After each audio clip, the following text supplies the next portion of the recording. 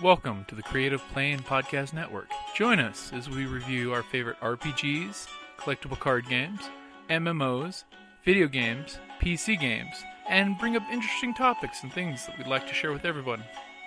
Sit back and enjoy the show.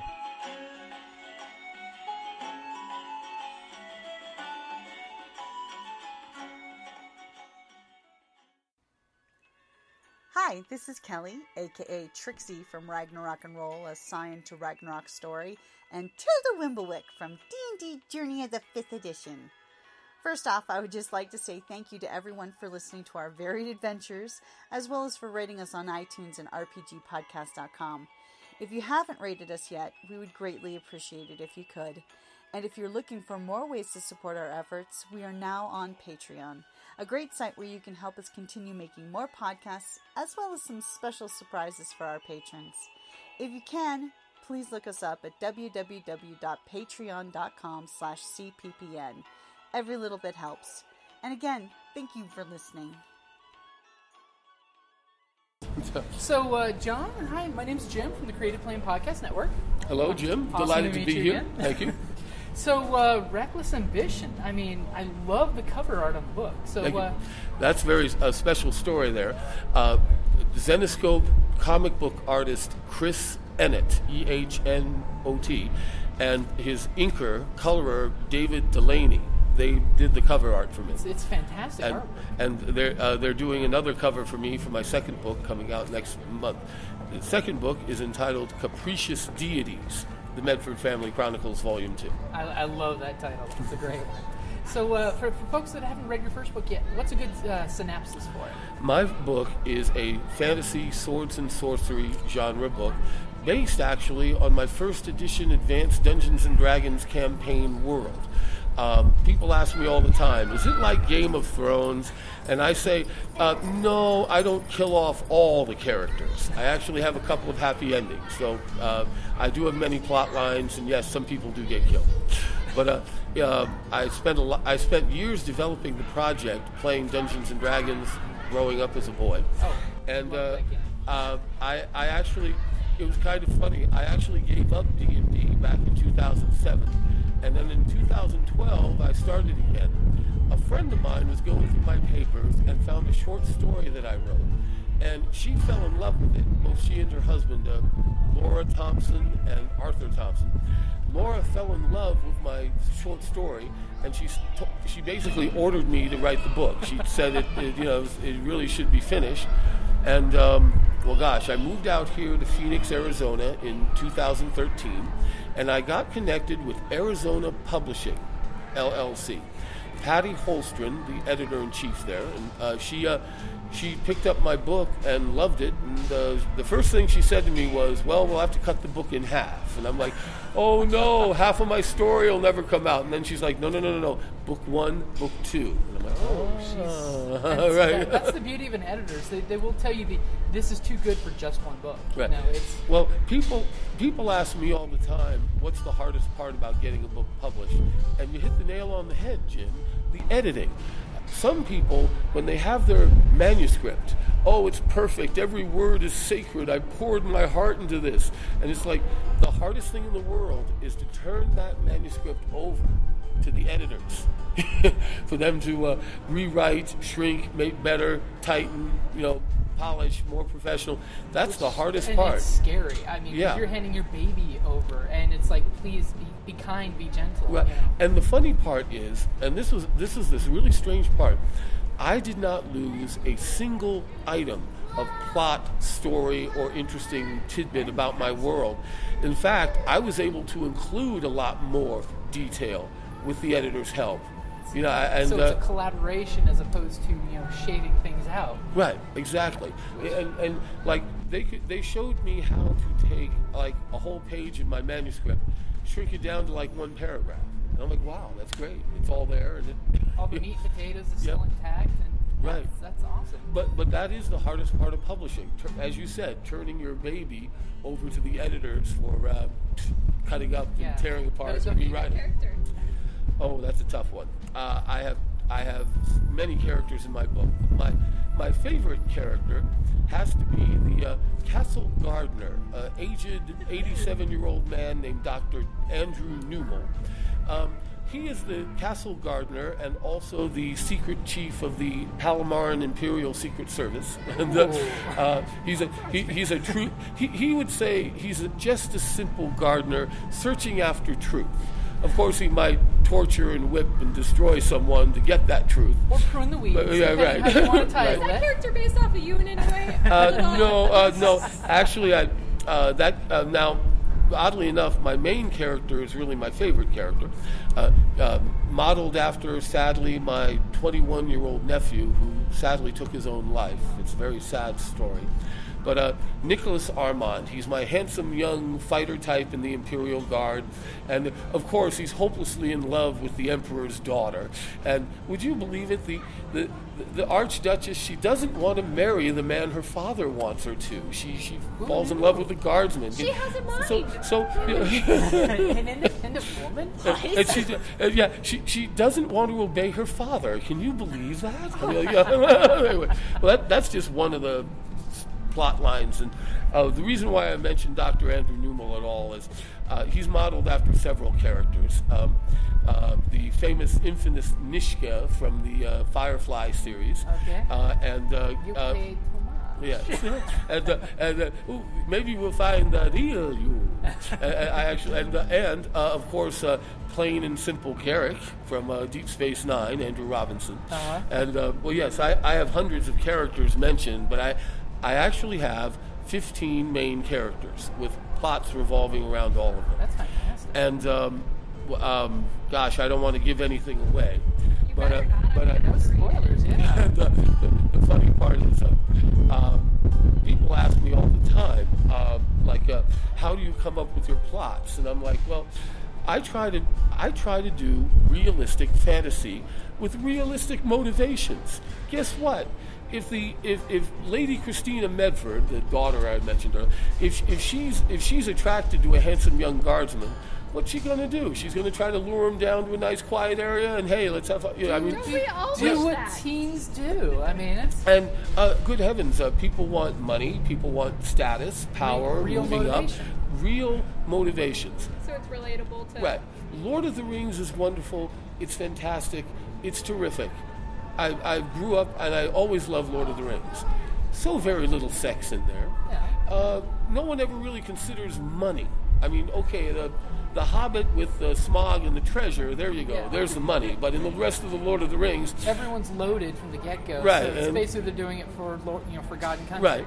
And hey, that's great. But what about social climbing? What about making a name for yourself? What about, if I betray that person, I'll gain a lot more if I, that sort of thing. The real world motivations. Right. The simple motivations of characters. Like, okay, here's a character. What do they want? What do they hope to be? What are the problems they're facing? What are the dilemmas they're facing? I mean, there's nothing better than a moral dilemma to motivate a good story. Yeah, exactly. I can't wait. I don't want to spoil anything for my second book coming out next month.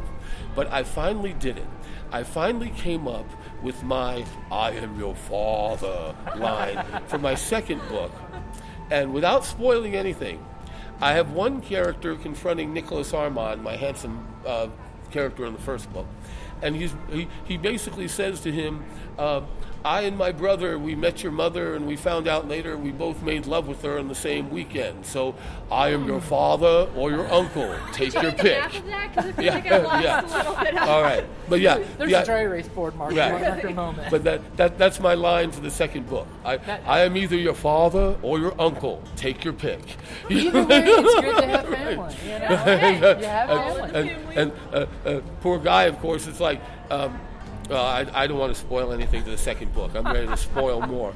But yes, the first book is my heart and joy because it really sets the scene for all of my books. Now, Arizona Publishing has contracted me for 5 books. Fantastic. So the second book's coming out. I'm working on the third book. And what I'm blessed with, and this is what I'm really blessed with, and I hope I'm not talking too long. No. I'm blessed with an abundance of material. I've got years and years of material that I put into my campaign world. I mean, I know we're not on video the map here. is beautiful. I mean, Let that's one of my favorite fantasy books. Is that map in the first few pages that shows you this is the world. Right. Now let me tell you. Well, there are 2 other continents that I'm adding for future reference, but this is the main one. And here's the funny part. When I drew this map, You drew that? wait, I'm getting there. When I drew this map, it looked like a 4th grader's science diorama. It really looked awful and amateurish. But a friend of mine put me in contact with a famous fellow from who worked originally with TSR. His name is Steve Crompton, and he lives in Phoenix, Arizona. Anyway, I sent Steve Crompton a PDF file of what I had done. He took what I done and made it so much more professional looking. I designed the map. Every single little town, every forest, every mountain range, every river. I've got stories that I can launch from these. But it was Steve Crompton who made my map much more professional and presentable. It.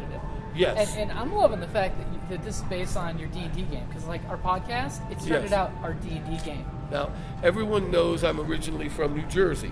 You've got the Pine Barrens down here. You've got Essex Fells, a town up here in New Jersey.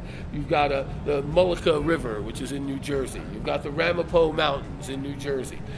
Other people say I have Massachusetts names in here, like Wakefield, Medford, Colchester.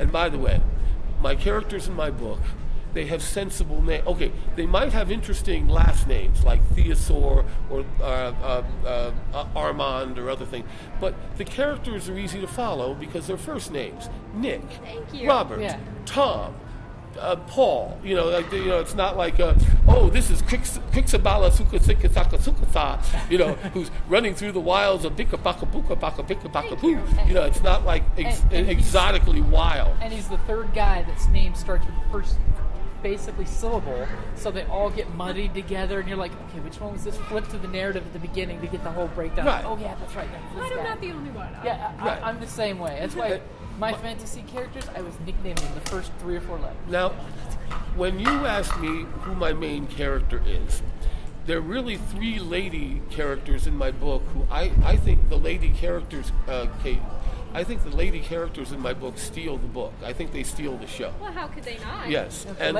you've got Lady Christina Medford, the handsome noble lady. You've got Abigail Theosaur, or Abby. She is the handmaiden to Christina, but she finds herself entangled in the Imperial Palamaran Secret Service. And then, of course, I have Susan Raintree, who's the granddaughter of the gardener I was telling you about. And when I think of Susan Raintree, I think of one of my favorite Star Trek characters, Dratsia Dax, Terry Farrell. Yeah. And anyway, these 3 ladies, Susan, Abigail, and Christina, they basically steal the book. And by the time you get to the end, it's almost like, oh yeah, the book's about them and the crazy wizard. Now, there's one other thing I got to tell you. Everyone's been telling me they love the concept for the Game Masters University that I have in my book. The Game Masters University is a collection of wizards throughout the multiverse. Their single function, their single mission in life is to explore all of the infinite dimensional planes throughout the multiverse, looking for exciting and new games to play. To increase their spellcasting and technological and other abilities. So if they want to play, awesome. Let's play interdimensional thermonuclear war. Again, the idea being that the Game Masters University, you can stretch almost any wizard. That's fantastic. And guess what? I've got characters in GMU. Forgive me, GMU. Yes, they want to finish their studies. They want to rise up in the university. They want professorships. They want to move up and get away from their home dimension so they can get to the cooler, more exciting dimensions. You don't want to be in the podunk backyard. Right. You want to be at the cool place. Who wants to be in an interdimensional backwater bog, right? I want the crystalline planet with the crystal palace with the crystal people.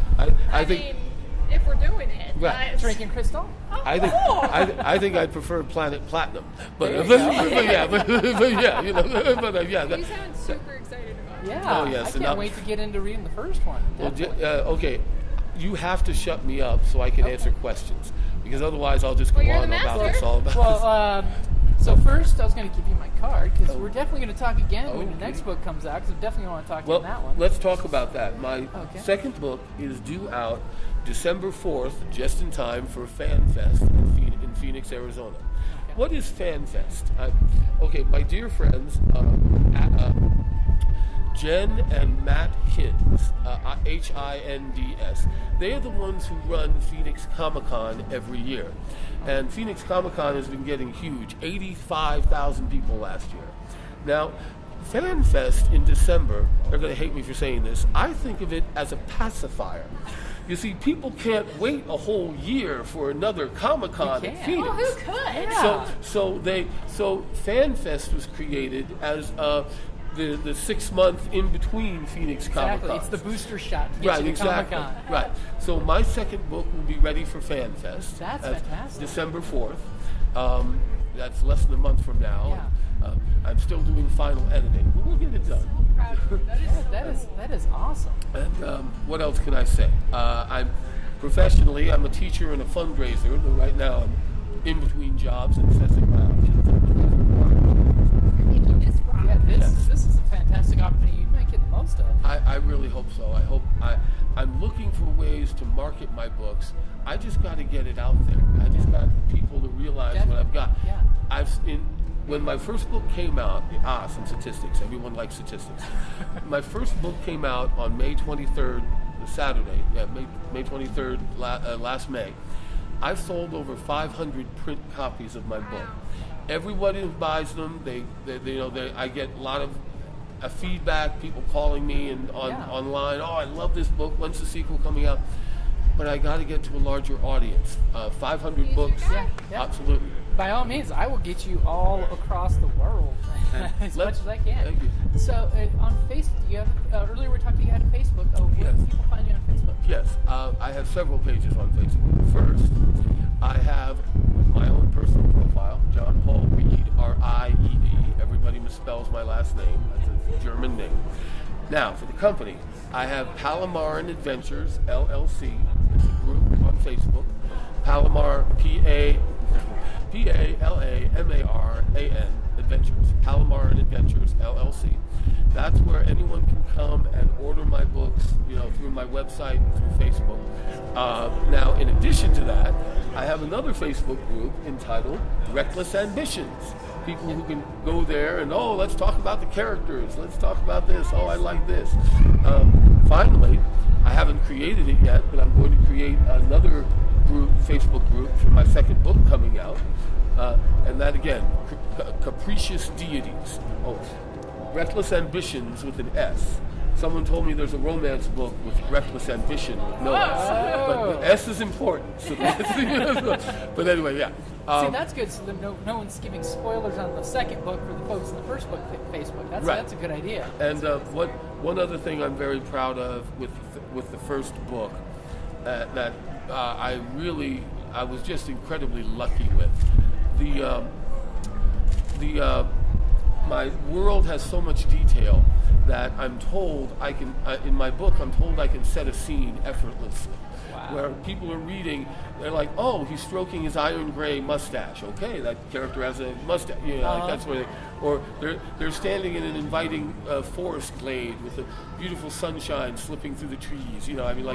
I'm told that's my strength. Yeah. So, what a big surprise.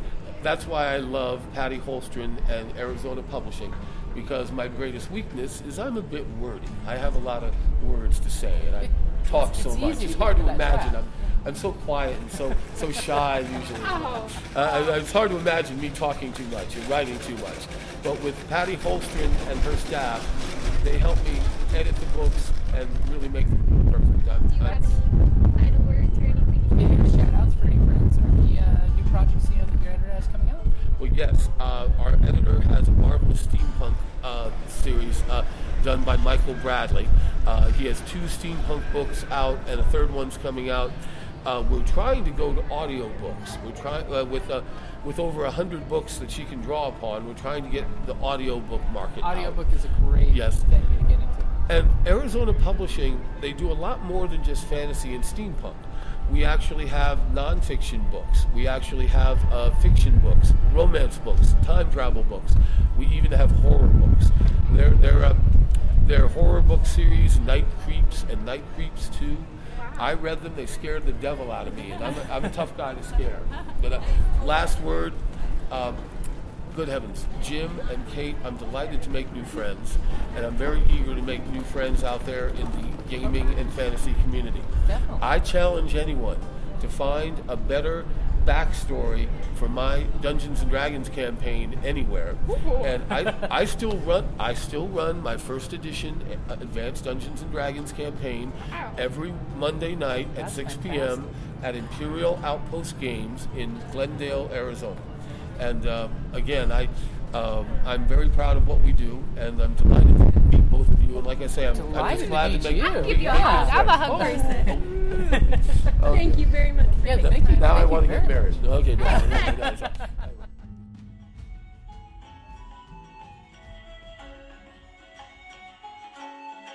Thank you for listening to the Creative Play and Podcast Network.